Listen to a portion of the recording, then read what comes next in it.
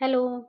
जर तुम्ही असा विचार करत असाल, की मी एक समोसा खाल्ला किंवा एक वडापाव खाल्ला, तर माझ्या डेली लाईफमध्ये असा काही एवढा फरक पडणार नाही. पण तसं बिलकुल नाही आहे. तुम्ही एक समोसा किंवा एक वडापाव जरी खाल्ला तरी तर तुम्ही जवळ-जवळ कमीत कमी 250 ते 300 कॅलरीज इनटेक करत असता आणि त्या बर्न करण्यासाठी तुम्हाला किमान 2 तास तरी वर्कआउट किंवा वॉकिंग करावं लागतं.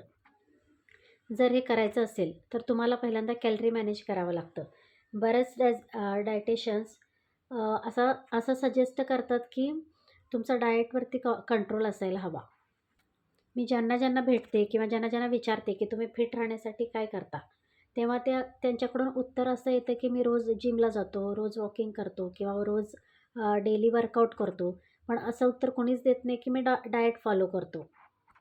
लक्षात घ्या, आपल्या डाएटचा रोल हा आपल्या डेली लाईफमध्ये फक्त 80% आहे आणि एक्सरसाइजचा रोल किंवा वर्कआउटचा रोल हा 20% आहे.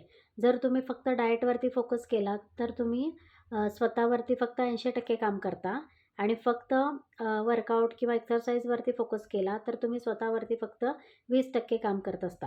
पण ह्या दोन्हीचं कॉम्बिनेशन जर तुम्ही घडवून आणलंत, तर तुम्ही 100% स्वतःवरती काम करून एक हेल्दी लाईफ, एक हेल्दी ॲक्टिव्ह लाईफ नक्कीच नक्कीच कमवू शकता.